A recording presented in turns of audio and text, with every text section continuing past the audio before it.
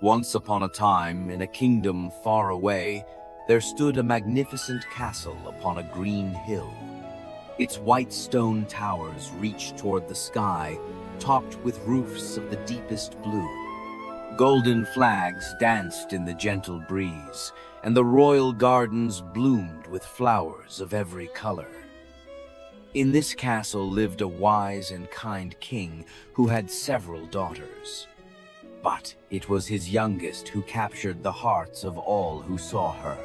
She was the most beautiful princess in all the kingdom, with hair like spun gold and eyes as blue as the summer sky.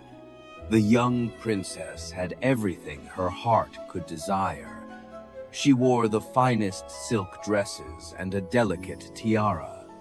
Yet, despite all her beauty and riches, the princess was somewhat spoiled, for she had never been denied anything.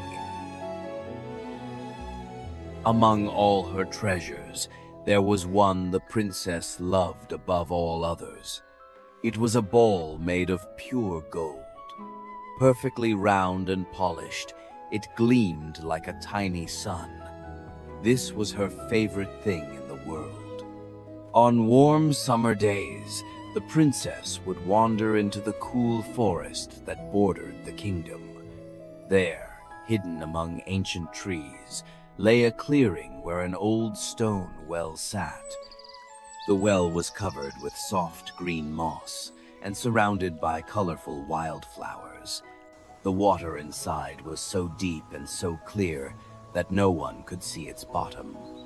Golden sunlight filtered through the leaves, creating dancing patterns on the forest floor. This peaceful place was where the princess loved to spend her afternoons, tossing her golden ball into the air. One beautiful afternoon, the princess sat at the edge of the well, playing with her beloved ball. She threw it higher and higher, delighting in the way it sparkled against the blue sky. Each time it fell, she caught it easily and laughed with pure joy. But then, she threw the ball just a little too high.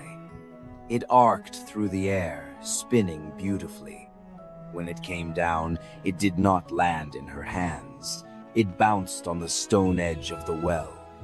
Before she could react, it rolled over the side and disappeared into the dark water below. The princess gasped and rushed to peer into the well. She watched her treasure sink deeper and deeper.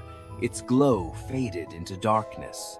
She began to weep bitterly, believing she would never see it again. As her tears fell, a small voice rose from the well. The princess looked up in surprise. She saw a small green head emerge from the dark water. It was a frog with bright green skin. But this was no ordinary frog. Upon his head sat a tiny golden crown. His large eyes were the color of pure gold, holding a strange sadness and wisdom. The frog climbed onto the mossy edge and gazed at the princess with curiosity. He had heard her crying and wished to know what troubled her so deeply. Through her tears, the princess explained that her golden ball had fallen into the well. It was now lost forever in the dark water below. The frog listened carefully. The frog made her an offer. He could dive down and retrieve her precious ball. But in return, he asked for something special. He did not want gold or jewels. Instead, he wished for her friendship. He wanted to be her companion. He wanted to sit beside her at dinner, eat from her plate, and sleep on her pillow. The princess thought his request was ridiculous. How could a frog be her companion?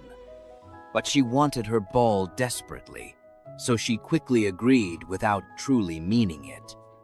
The frog dove into the water and soon emerged with the golden ball. The princess grabbed it and ran away without even thanking him. The frog called after her, By the next evening, the princess had completely forgotten about the frog and her promise. She sat in the grand dining hall, preparing to enjoy a magnificent feast. Crystal chandeliers cast warm, golden light over the table, covered with fine dishes.